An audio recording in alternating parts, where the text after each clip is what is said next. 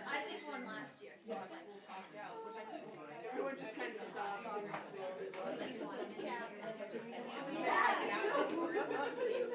It's a very different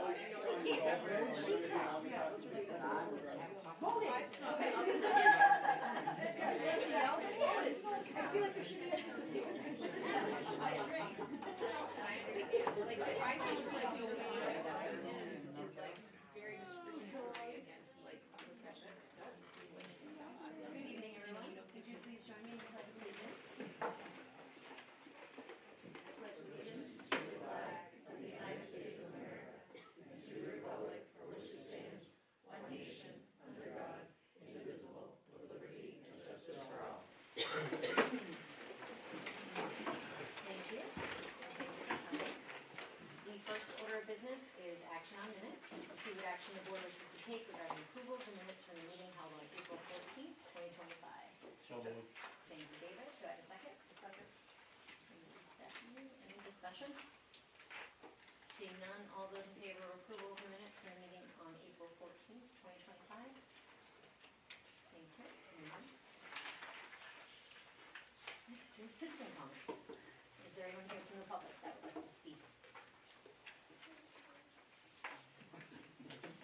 Moving on to board member comments. Are there any board members that would like to share this evening?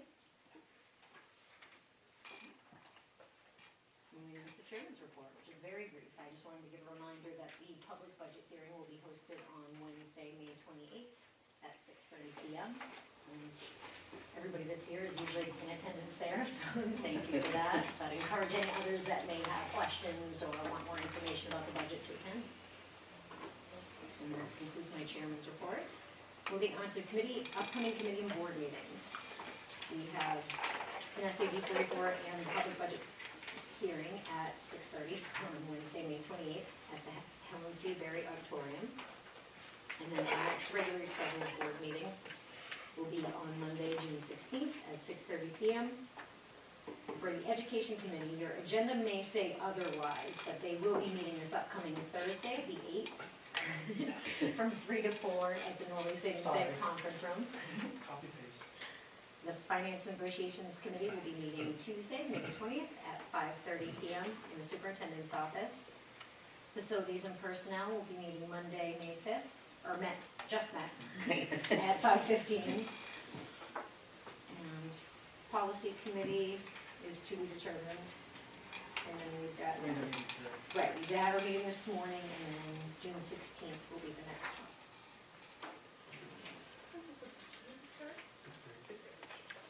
And then for the Region 9 Cooperative Board, they will be meeting Wednesday, June 4th at 6 p.m. at the Region 9 School of Biotechnology. Moving on to committee reports, reporting to the Education Committee, Ms. Kayer. We are meeting on Thursday. Thank you. For Facilities and Personnel, Mr. Kendall. Yep, nothing new on the agenda. We did our last tour of the facilities at Woodstock Elementary School. It was really nice to go through. Nothing really glaring over there, just some normal wear and tear.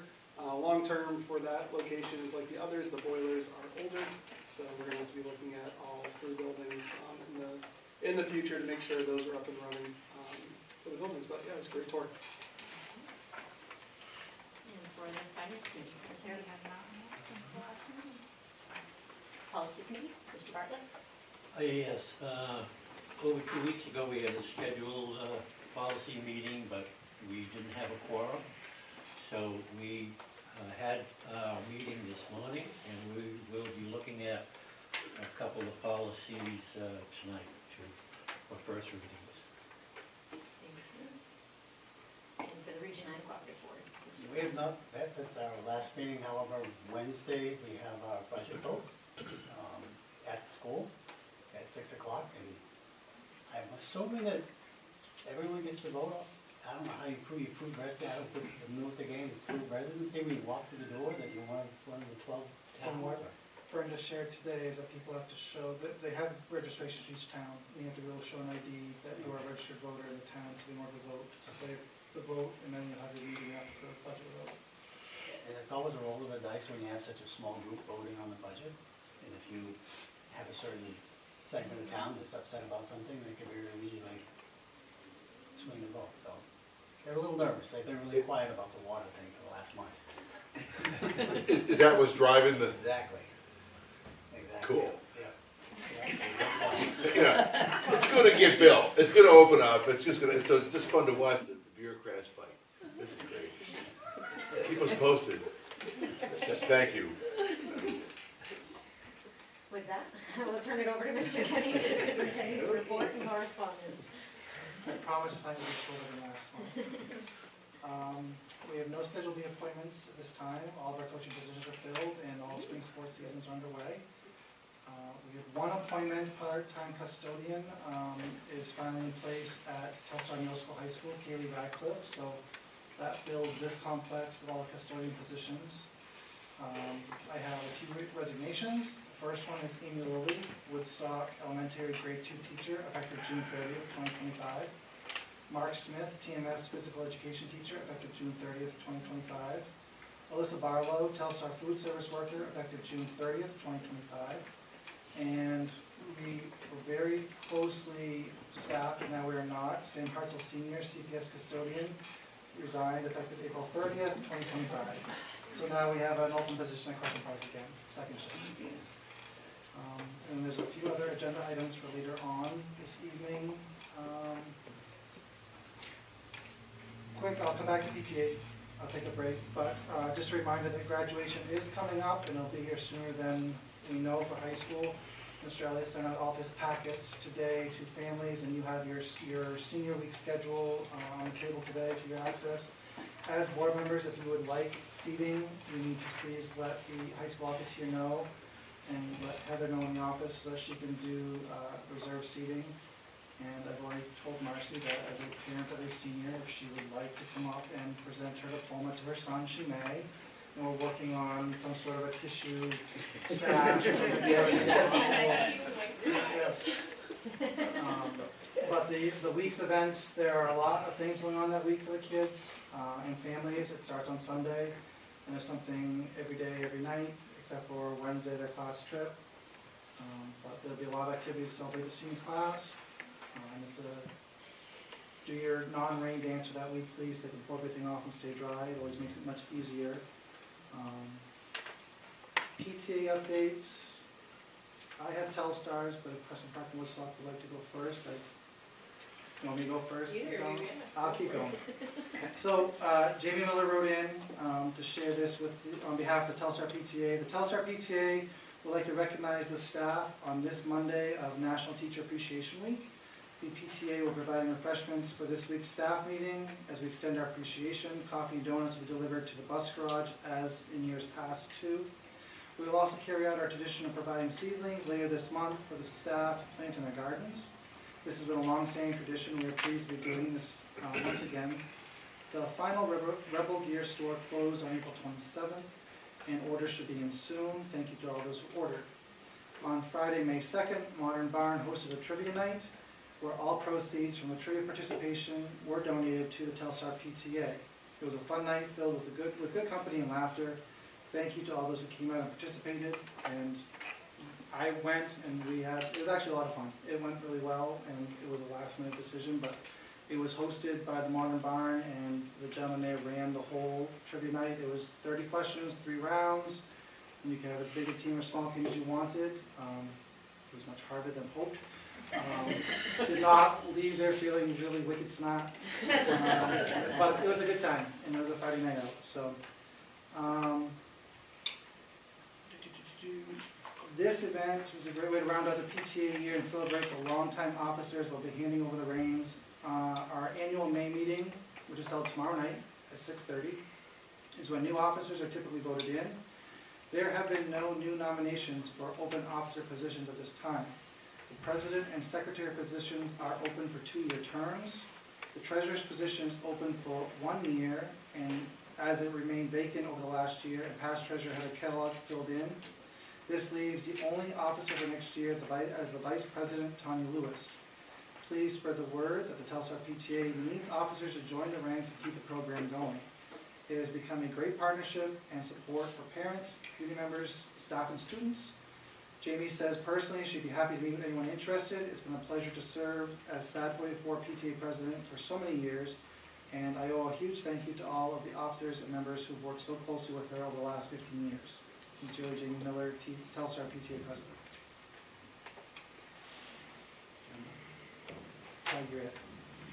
Mine will be shorter.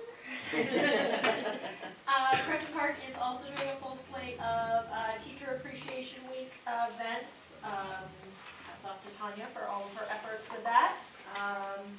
And we are working on Field Day. Brian is more excited than the children are. And we are also looking at doing some fundraising over Molly After Day, so we'll be meeting on Wednesday to kind of figure out what that will look like. Thank you. Pretty much the same. We meet tomorrow night. We are working on teacher appreciation this week. Tomorrow night we'll be planning field day for the end of the year. Yeah, everything's going well. Thank you both. I appreciate the monthly updates. The only other thing in the superintendent's report is I did give everyone in your packet the updated, and it's still in draft form, but updated Andover agreement. I met again via Zoom and on the phone with Ms. Condon up in Andover. Last month I shared that we were talking about possible issues with transportation. At this point, transportation is going to stay status quo for next year. They still have 3 drivers, and so that change the situation. So this is a new agreement. We did agree that we would do a 5-year tuition agreement, but do an annual, right now, annual tuition, transportation conversation, just waiting to see where transportation stands on an annual basis. If they are not able to continue having 3 drivers, it's going to hamper their ability to transport the kids, and we'll have to work out something different for that. But for right now, for the 25-26 school year, the agreement you have in your packet is the one that each board is being presented. If there are any questions, please let me know. I can't remember to bring it back to the board in June to make a final decision and vote to accept the plan or not, just to make it official, and Aaron as board chair would sign it at that point in time. But I just want to give you the latest of what we've agreed on and what's going to each board. And if there are any questions, please let me know at the office, and if there's anything we need to address differently. For the most part, this plan mimics the exact same one that we already have with Upton and Gilead. It follows the same format, the same procedure. So I just want you to have a copy of the latest. And I didn't have it on the list, but I got an email today. By next week, I should have a clean copy of the final version of the TEA's contract agreement that I can then email out to everybody. And you'll have that be prior to the June board meeting where you will vote on that contract adoption or not. So the final tweaks are going back and forth today between our lawyer and the TEA just for clarification and just editing purposes, and we should have a clean copy by next week.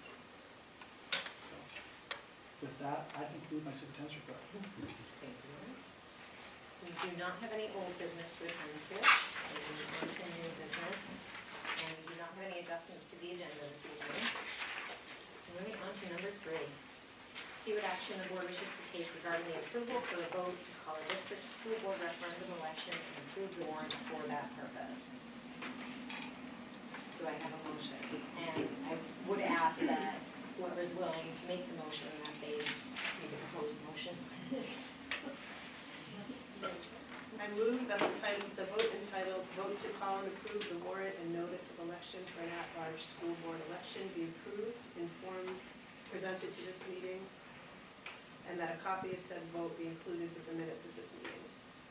Vote to call and approve the warrant and notice of election for an at-large school board election, and voted that the warrant and notice of election presented to the meeting be approved, and that an election be called for June 10th, 2025, for the purpose of conducting an at-large school board election as described therein. Do I have a second? Second.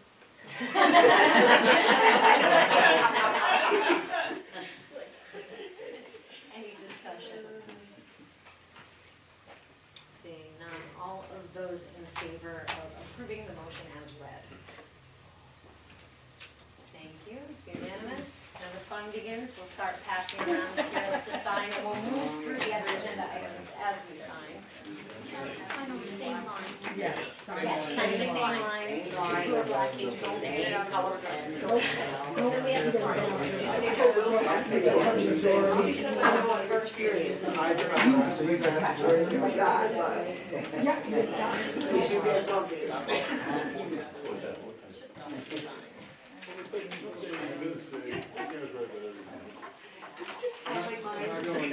Hardview?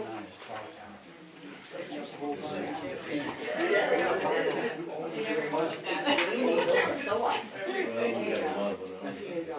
As these go around, we will do number 4 as well. Oh my God,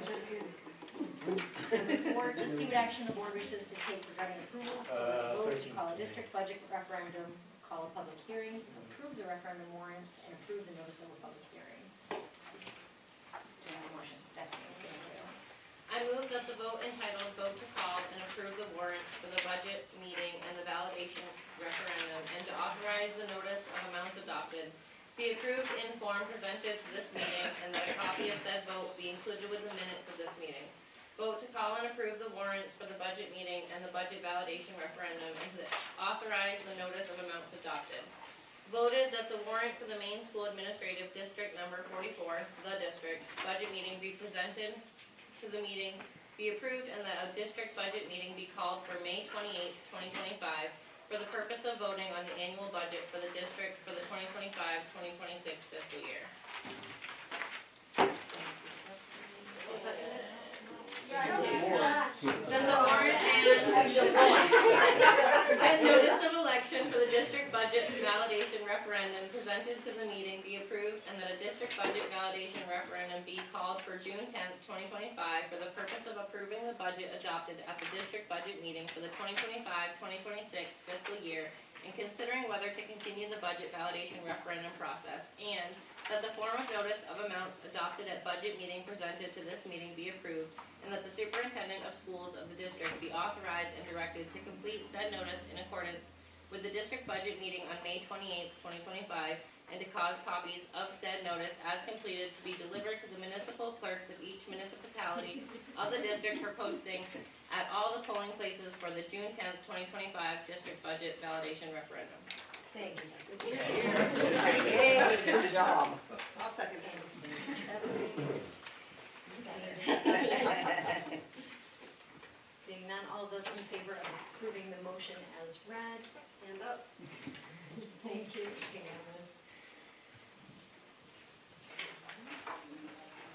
And moving on to number 5, to see what action the board wishes, right, yes, to take, to include an additional warrant article to the FY '26 public budget meeting agenda to transfer up to $50,000 to the school nutrition program account if needed.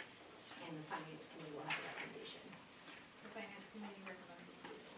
Thank you, Meredith. We do not need a second, or we have the recommendation from the subcommittee. Is there any discussion?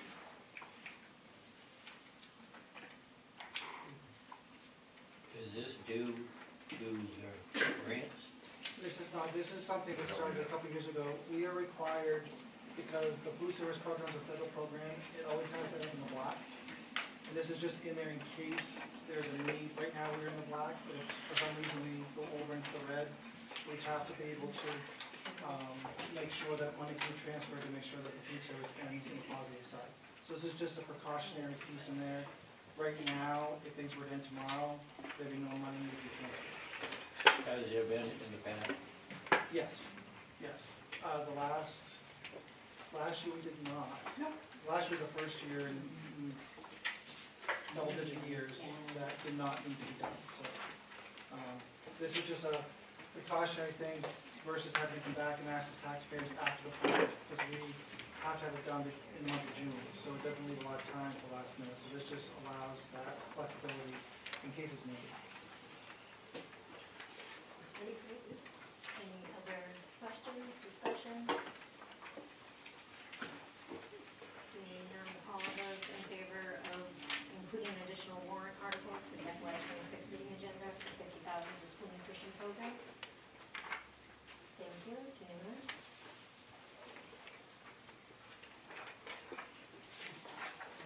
Number 6, to see what action the board wishes to take regarding approval, excuse me, or do we want to, no, okay. I'll get everybody down, okay. Sorry, to see what action the board wishes to take regarding approval of the superintendent's nomination of the following individual for your first probationary contract for the 2025-2026 school year. Sarah Bartlett at Woodstock Elementary, grade 1. And superintendent, a recommendation. All of the administrators have submitted their letters and have gone through the process, between evaluations and classroom observations, and recommend approval. I'm bringing forward the list on their behalf to ask that you allow these people to move up the ladder of probation to continue contract where they are in their time here. Sarah did join us this spring late to replace Tracy Moore after she left, but she was not here long enough for this first year to count the full year probationary contract, so she will enter next year into her first probationary contract. Do I have a motion? Make a motion. Thank you, Destiny. I'll second it. Thank you, Stephanie. Any discussion? Seeing none, all of those in favor of approval of the first year probationary contract for Sarah Bartlett? Thank you, it's unanimous.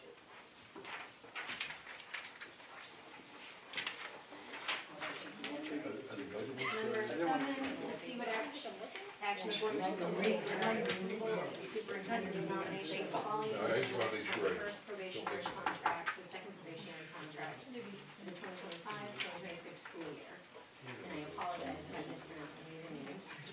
Taylor Bellevue for CPS grade 3, Laura Carson for TMS grade 8 math, Jen Chapin for CPS grade 3, Shauna Chase, Woodstock Elementary social worker, Mackenzie Connor, TMS grade 7 science, Tanya Edgerly, CPS special ed, Jody Gray, the district nurse, Jill Lovejoy, CPS grade 4, Mary Merrill, K-5 music, Karen Puya, WS grade 5, and Anne Marie Toya, WS special education. Do I have a motion? Motion approved? I'll second. Stephanie, who's the second? Rita. Oh, sorry.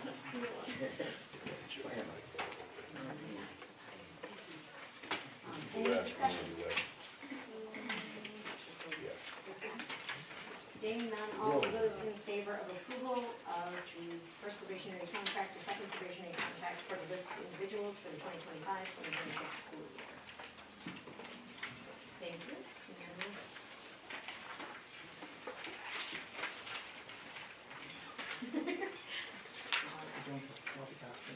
Number 8, to see what action the board wishes to take regarding approval of the superintendent's nomination of the following individuals for the second probationary contract to a continuing contract for the 2025-2026 school year. Jesse Anderson, District Special Ed Social Worker, Lucy Carter, CPS grade 4, Beth Clark, WS Title I, Regina Fiorentini, TMS grade 8 Social Studies, Melissa Kilborn, WS Phys Ed, Heather O'Leary, TMS grade 7 Social Studies, Morgan Richmond, THS English, and Denise Straighten, CPS Pre-K. Do I have a motion? Thank you, Justin. And a second? Marcy, thank you. Any discussion? Seeing none, all those in favor of approval of the second probationary contract and continuing the contract for 25-26 for the named individuals? Thank you. Unanimous. Number 9, to see what action the board wishes to take regarding approval of the second reading of policy JLCD, administration of education to students, and the policy committee will have a recommendation. Policy committee recommends approval. Thank you, David. Where we have that recommendation, we don't need a second. Is there any discussion? How many people are looking to get certified in this? I didn't really lay that out. Is it just the school nurses? No, so this is anytime when the nurses are not, the nurses are certified. This is office personnel or anytime they're on a field trip, there has to be at least one staff member that has gone through it's an annual certification. So that when the nurses aren't with them on a field trip, but there's a staff member who's able to give out medications. Do we have like a minimum that we're gonna try and do for each location? No, we try to get all the staff to do it, just so it's covered, and it's an annual thing. It's quite imperative that at least the office staff make sure, but we can't send them on a field trip if we don't have at least one staff member who is able to pass out, so it's easier to send everybody. It's an online thing they're gonna do in their own time, and so it's something I have to do annually. Any other questions or discussion? Seeing none, all those in favor of approval of the second reading of policy JLCD, administration of medication to students? Thank you. It's unanimous. Number 10, to see what action the board wishes to take regarding approval of the second reading of policy IJNDB, student technology and internet use and internet safety, and the policy committee will have a recommendation. Policy committee recommends approval. Thank you, David. Not need a second. Is there any discussion? Seeing none, all of those in favor of approval of the second reading of policy IJNDB, student technology, internet use and safety? Thank you. It's unanimous. Number 11, to see what action the board wishes to take regarding approval of the first reading of policy IKF, graduation, and the policy committee will have recommendation.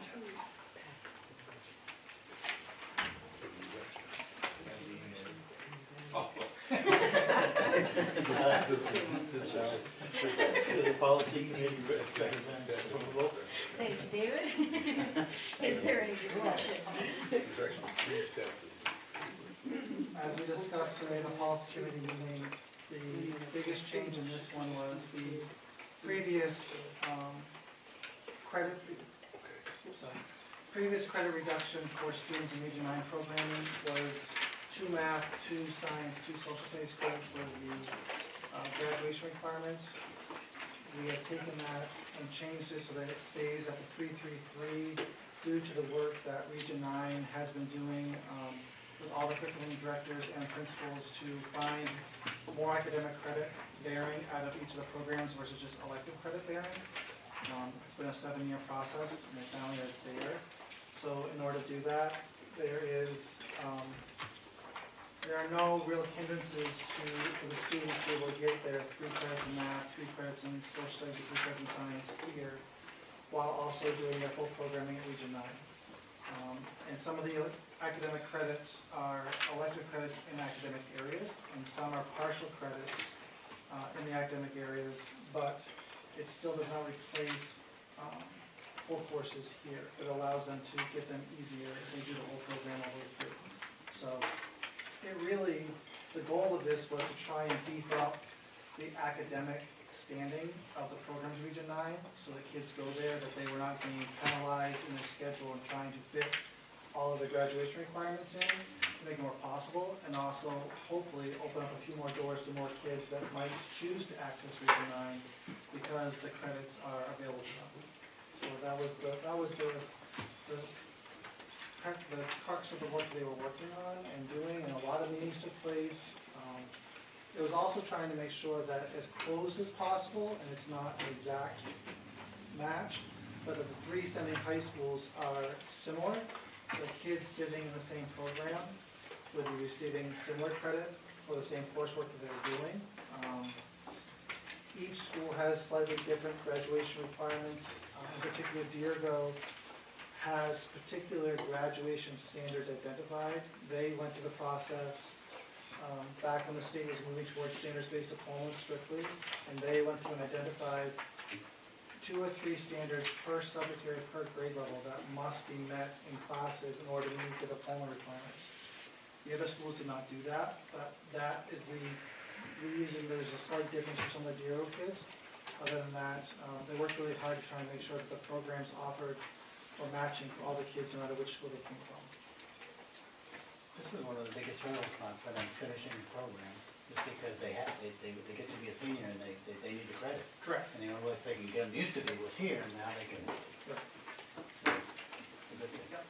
It's actually it's a good thing, and it really allows Region 9 programming to have much more of a academic credit bearing versus just a bunch of electives and skills training, which is awesome, but add the academic piece in just strengthen it even more.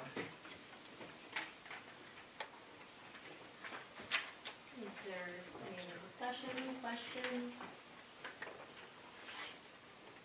Seeing none, all of those in favor of approval of the first reading of policy IKF, graduation? Thank you, it's unanimous. Number 12, to see what action the board wishes to take regarding approval of the first reading of policy IKA, grading, and the policy committee will have a recommendation. Policy committee recommends approval. Thank you, David. Is there any, or discussion?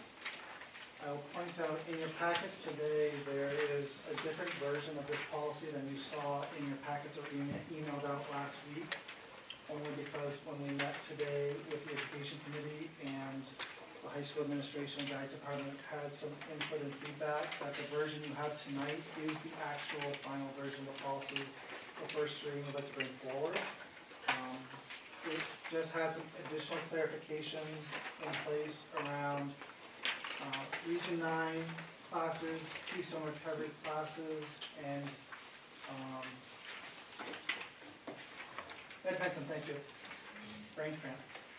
Courses that are on a different grading scale and how they align with our grading scale so that students are not being penalized when the grading scale conversions weren't lining up. That was a big piece of it. There's also a clarification, if you'll see in the colored section in the red band, there's an additional piece that's actually in white, so I couldn't put red on red, that there is the option for some kids, if they are below the 2.0 threshold, for individualized federal recovery program with administrative approval. Outside of that, it was just making sure that practice matches policy. And the other piece was in changing from jump rope to power school, there was a calculation, the systems are set up differently and how things are computed. So you'll see the bonus points for the weighted GPA, instead of 5 points is 0.5, instead of 3 points is 0.3. It's just simply the way that the systems are set up. It functions in the same way for the weighted GPA, but at least hopefully it's not misleading, someone doesn't misread how it actually computes to get to the weighted GPA. So those are just programmatic updates to match. And then the addition of the clarification with the Region 9 Keystone and Momentum, since they are on a 100-point scale, how they convert into our 4-point scale so that kids aren't penalized inadvertently, but just so that's consistent. Those are the biggest changes in there. So the goal is, if we could get this in front of you tonight, the second reading will be in June, so that everything will be in place for the start of school in the fall.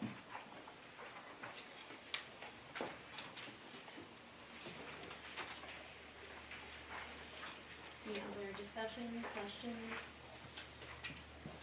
Frank? So the way this reads, you have to get basically 80 or above to get the credit. I mean, you have to get 2.7 or above, yes. very different grading than when I went to high school. Completely. Yeah. Not, I'd I'm be, disputing that. I'd be doing some credit recovery. You'd be surprised. I bet we can individualize your programs. I was gonna say, still be there. What is credit recovery? What does that entail? Is it specialized per teacher or is It's there? individualized per student, Okay. and in each situation, there are multiple options for credit recovery, including Saturday school time, summer school. There are different options that you can go through and do. It doesn't necessarily mean that you have to redo the entire course or redo the course at all. There may be other options. Or if you are too far behind in either through attendance or lack of work, you may have to redo the class. It really becomes a very individualized pathway to try and get to help the student get to graduation on time, if it's within reason. Any other questions, discussion? Hearing none, all of those in favor of approval of the first reading of policy IKA, grading? Thank you. Unanimous. Number 13, to see what action the board wishes to take regarding approval of the first reading of policy JJIF, management of concussion and traumatic injuries. And the policy committee will have recommendation. Policy committee recommends approval. Discussion. This was a policy that came from the Maine Department of Education, not government or MSMA. This was to try and get some uniformity across the board in all schools around concussions and protocols for return to school, return to play. So this came out to superintendents and school nurses. So our school nurse in this building, Ms. Weiser, Ms. White, our athletic activities coordinator, and Mr. Elliott went through and looked at what the program needed to be. We had a previous policy started by our former athletic trainer because we had nothing in place. But this updates with a lot more concrete steps and for everyone to have in writing as a policy.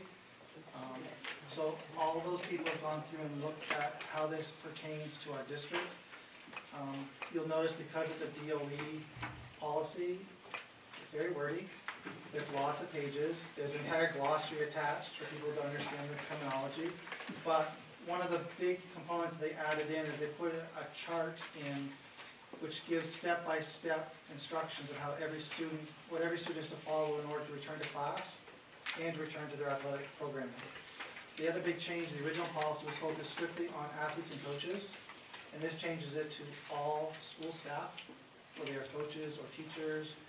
If it happens, any kind of school-related injury, or even if it happens outside of school coming back in, the protocol needs to be followed.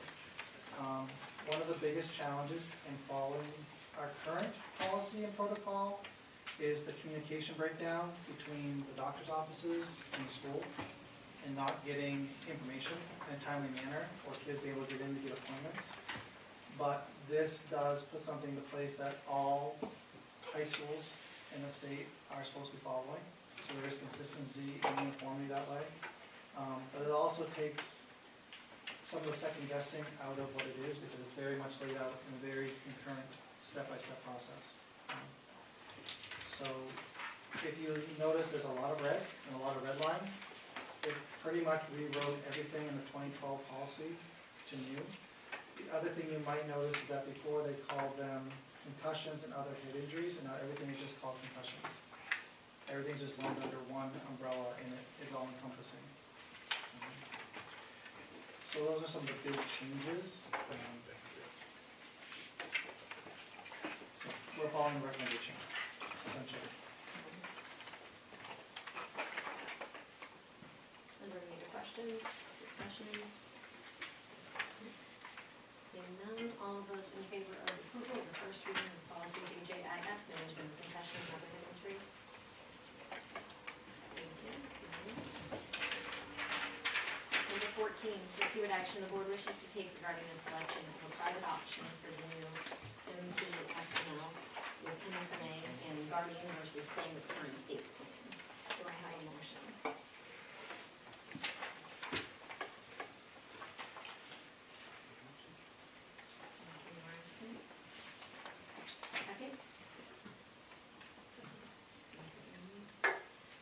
discussion? Scott?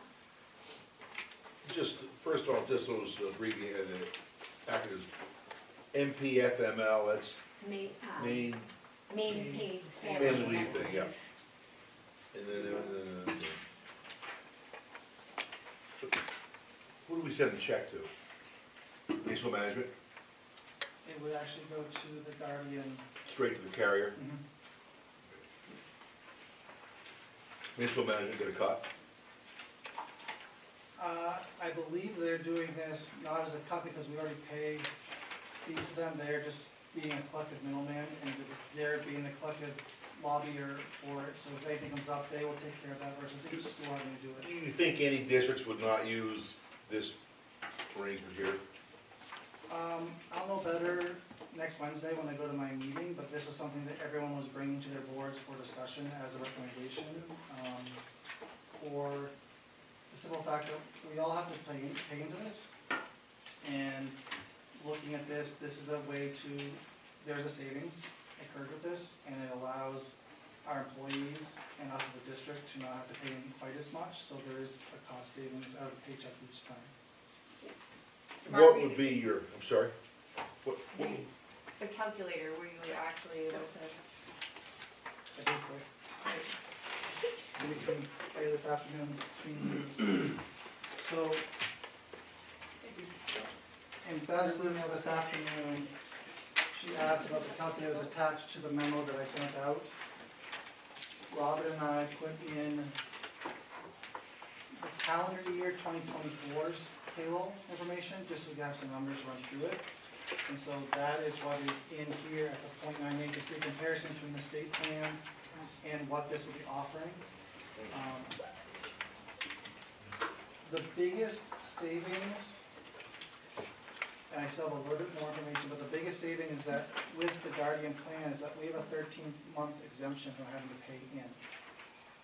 So there is a direct savings to the district and employees of not having to put in payments for the first 13 months.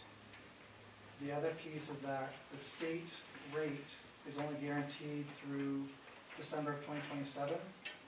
And this Guardian plan, we lock in until 2028 with our rate. It will not change or fluctuate. A lot is still up in the air around this because it is new and being built as they're trying to fly it.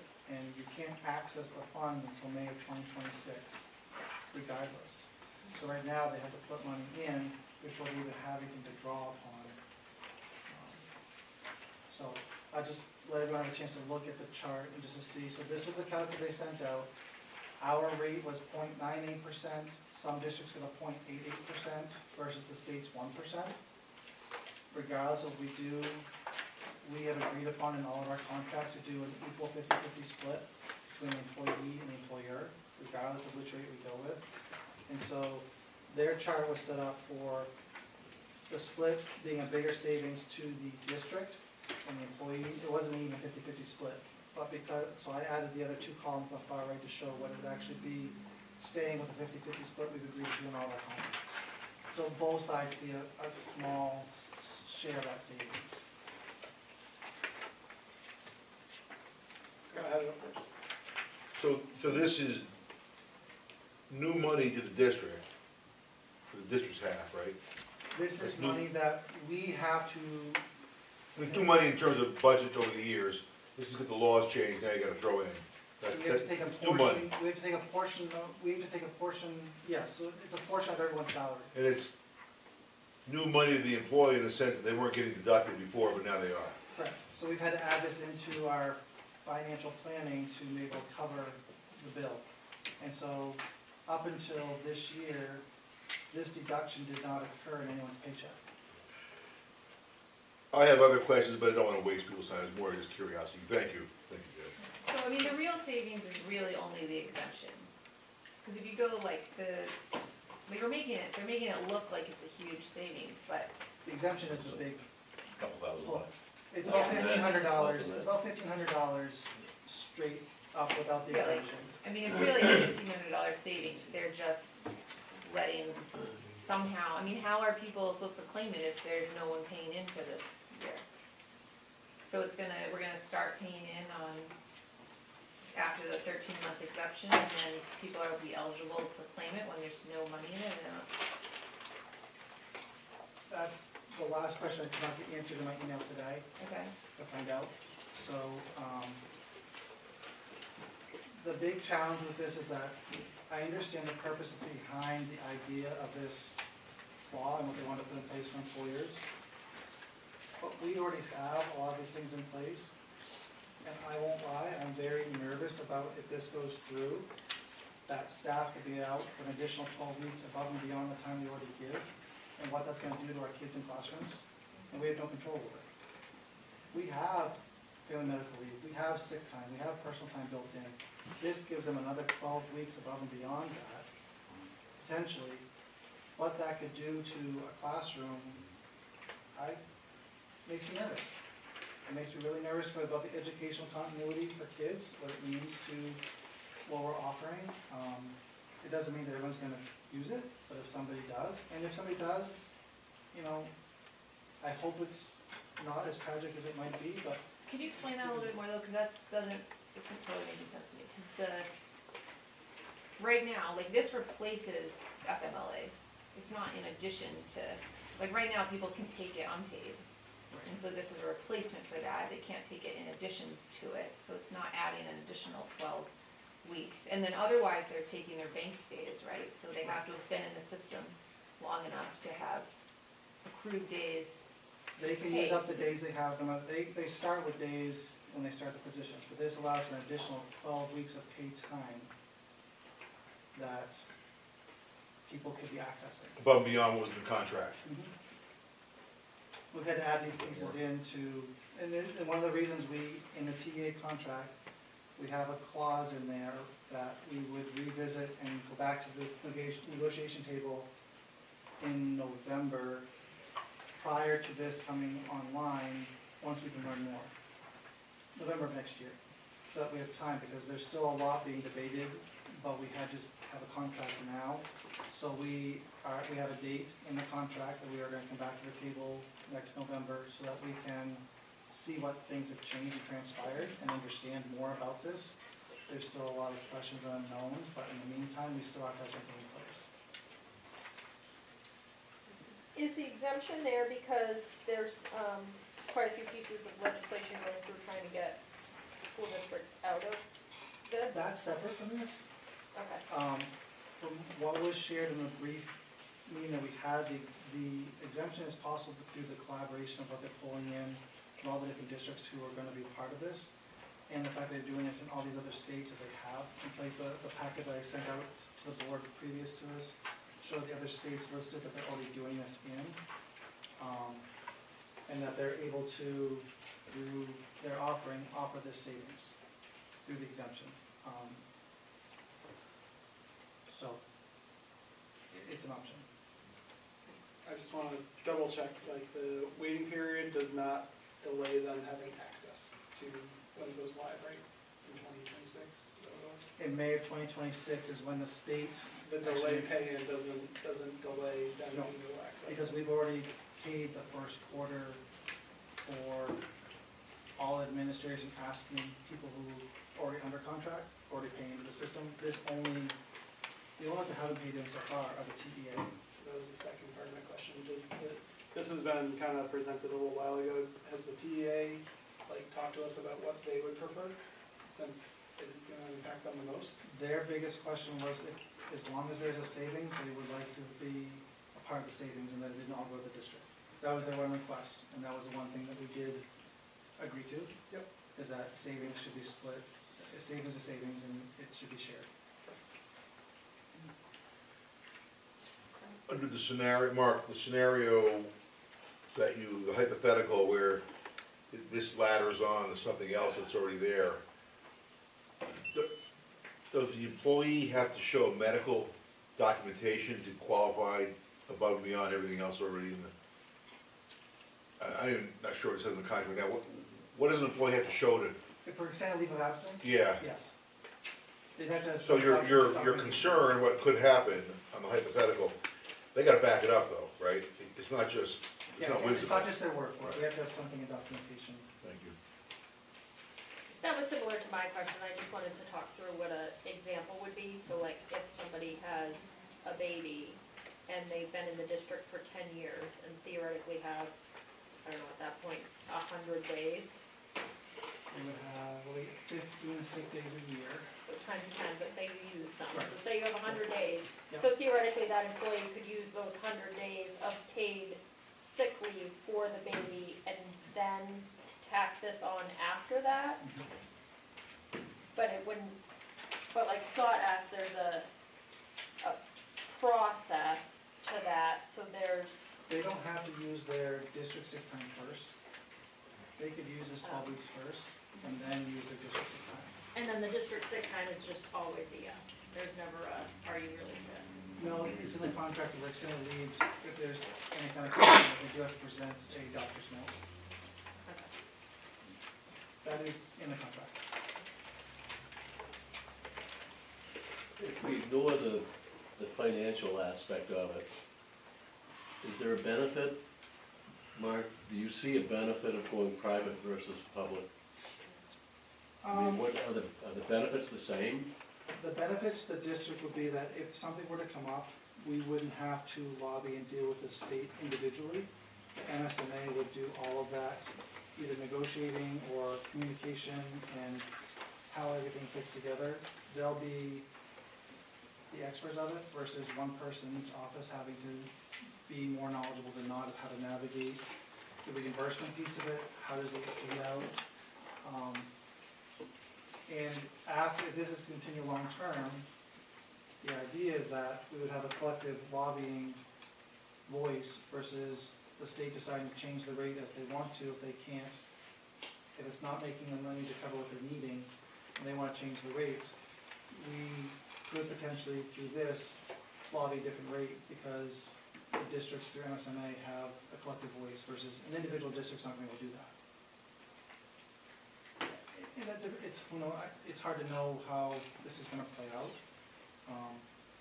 But those are some of the ideas around the presentation to us and the conversations from the other superintendents of trying to weigh out what is gonna be best for the district and for employees and paying into this, and what's gonna hit the pocketbooks the least, in all honesty. That's really what, trying to look at that option.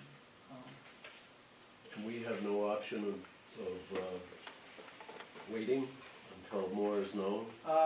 We can, I have to either submit by May 20th, a letter of intent to do this, or we wait until July, and if we wait until July, then we lose the exemption, the complete exemption, it's a different rate, so. What if down the road we decide we don't wanna go private? Can we go, We can opt back out after a certain term. There's a We- process to go through and to remove ourselves out of it. do we have to pay the exemption that we didn't take? They did not say that. I don't know that, I couldn't say definitively. Just so many unknowns here. There are way more unknowns than knowns in this process, which is part of the challenge of how this is all going to play out. So if we went private, essentially, we'd almost be subbing out some of the admin work that we wouldn't have to go through. Versus if we went through the state's just gonna say, this is the money you can give the person and figure out how you're gonna do it, essentially. We would eliminate some of the work that we'd have to do, but everything else would remain the same. But we don't actually know, because it's like, the program hasn't existed, Right. so I feel like there's this weird hypothetical where this private company is coming in and saying, oh, we're gonna enter this marketplace. The comparison we have, right, we don't know how it plays out in Maine, we have a comparison to the other states that they're already doing this in and have been doing it for a few years now. That's the comparison we have to draw, we don't have a true, how the state of Maine is gonna play this out. Maine has modeled their plan after the state of Massachusetts. That's the model they used when they were drafting this, and they've been in it for a few years now, and it's been in other states even longer than that, so. Did they share like what percent of schools actually, like in Massachusetts, like, In those other states, they do yeah, I not. mean, it's like, are all schools doing, I mean, it makes it seem like, I feel like the way it's presented is as if like all schools are choosing to go with this. All I know but are the schools in the Western Maine Superintendent's region that we're in and the monthly meetings that we have. That's the only comparison I know. Part of this, and the reason they asked us if we are interested, is signing up in May so that they have to have enough districts to even want to participate in this before the Guardian will take it on. So they're trying to gauge if there's even enough interest to make this a viable option. We could sign up, and there may not be enough districts to do it, and it may not be an option in the end. So this is just trying to see if we, Have you spoke to other districts in the area about this and how they proceed on it? we talked about this at our last monthly meeting, and I go back again next week for our monthly meeting, and that's when everyone's taking it to their board this month to try and see what the board wants. And right now, it's very much more, people are looking at the private option versus the state option, just because there is the potential of savings. And a collective voice versus each individual district having to navigate on their own. How binding is this first step, since there's so much time before, and so many unknowns? This first step is only binding the fact that it gets us on the list that we're interested, and we're not committed completely until after they have their cut off, so May 31st is the second window. It's in between our two meetings, which what's kind of hamstrings this as far as blind faith or following through. Or making a decision The before a lot second- of things are known. The second option is to be on the list and then wait for the June meeting, and then we can't fully enroll until the July date, which is the next open, so they do it in quarters. April was the first quarter, July was the second quarter, have to pay, we have to write a check to the state essentially. And it just determines who and when we're ready to check to.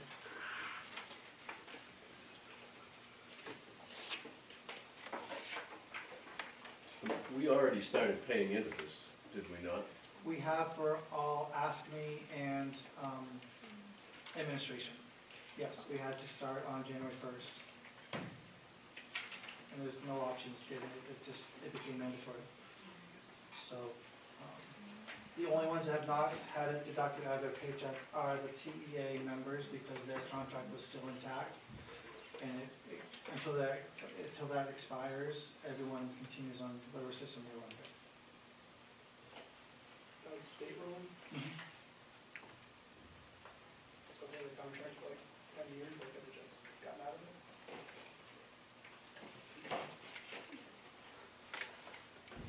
So, We should go with the MSNA thing, what Mark said, basically, kind of meant for it.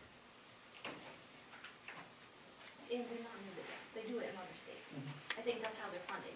It's not like, oh, we're just starting this new one in Maine, we have no money and you can start collecting. It sounds like they do it in other states and that's how they're already funded. So why is there an exemption?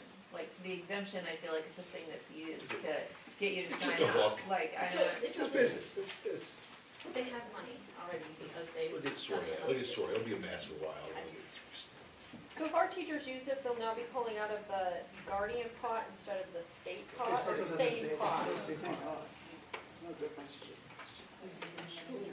So our money goes to the Guardian and they send it to the state, which is going directly to the state. They make payments on behalf. cost less, better service. I mean, It just. I'm fine with it. I'm not gonna vote for it, but It feels like almost they're being a bank. They're kind of taking the money in, they're using it to invest it. It's while it putting a goes to middleman in. It's how the middleman makes the money, but we still have access to the state, doesn't take us out of it. It's how they're making money, but we're getting a service out of it by using some of the funds for a bit. and we're also Yes, choosing not to. yeah, I agree with you. I'm thinking about the money changer that the lighting guy wanted to throw us to, maybe he has, I don't know, the borrowing the money, the long-term debt that was really a lease, or wasn't, it was long-term debt, the lighting, Affinity. Yep. Did we ever, are we gonna borrow local, or are we gonna go with the money changer? I contact our two local banks in town and the bank that It's in we work, preferred, it works. and we did not get an offer back from them. Okay. So I went with the recommended. So you offered them the business, they had a chance to put a proposal in. Yep. And just to confirm, like, as far as you know, that there's nothing that the guardian can do to stop somebody's claim. Like, it's still state run, It's still state run by the state. overseen, Right. there's really nothing different other than they're getting money after holding money for a little bit, and they're helping with the administrative piece of it. Yeah. It doesn't change the actual. It does not change how people access it, does not change the amount they get. Is this private option only available to school districts? This one, this particular one, yes. Just schools? Maine School Management went out and tried to find something for their constituents to see if they could find a savings. So this was made available only to schools. To what extent might this affect the main program? If a whole bunch of school districts aren't paying in. The other way will be if the legislation goes through and schools get exempted completely from it, it will change as well. And that is one of the bills before the legislature coming up, that they would exempt school districts from this altogether. Again, one more thing that just, and if that were to be the case, then we would have to get the money back that had been paid in, and individuals have to be reimbursed from their paychecks.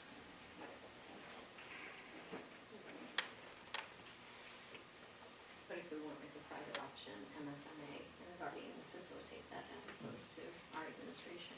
It would come back through, but Robin would still have to, but she would work with them to be able to do that, yes. Did we figure out what the cut was for guardian, or do we know? I mean, What we have to pay in is what we see here, it's 1%, and this is actually 0.98% instead of a full 1%. That's what the state recommendation is, they don't take a cut above and beyond that. Because we're not paying additional on top of, for them to take this on. I'm sorry? We are not paying additional on top of what we would be doing with the state for them to take this on. Well, why are they involved in it if they're not gonna make anything out of it? Well, they're making money somehow. Somebody. Yeah. Fair question, though. Well, yeah, I mean, if the money is all going to the state, I mean, they're a middleman. That'll be its own mess. The state will be all screwed up. The math is math. Yeah, it's gotta work itself out. It's, It'll be a mess. So if it's paid in quarterly to the state, somebody has to pay in quarterly to the state, they're taking our money for a They're bit. holding it. They're holding it like a Right. bank does, and they're using the money to make money. Right. And then they I pay get the that, state what they but- need to. That's how they're making the money. Right. They're making it They're off just the holding it off interest. of our money. Yeah, We're not paying upfront having costs, they're right. using our money to get money. By holding on to it. Yeah. That's the cut. Right. Well, we're not investing it, so it's not like we're Right. out any money, so. It just, it sits in our account to it, if the check has to be written, it goes as one lump check to the state every quarter. So. For now. Who knows what it will bring. Well, there's a lot of unknown with all of it, but I feel at least with the privatized option, we do have the oversight, the leverage, the backing of MSMA too, in the unknown.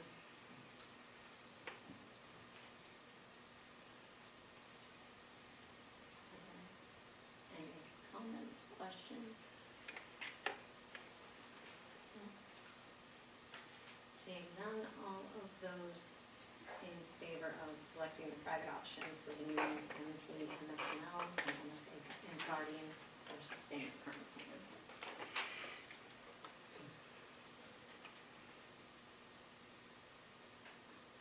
Thank you. All those opposed? Thank you. Motion passes. I make a motion and we adjourn. I'll second it. Second.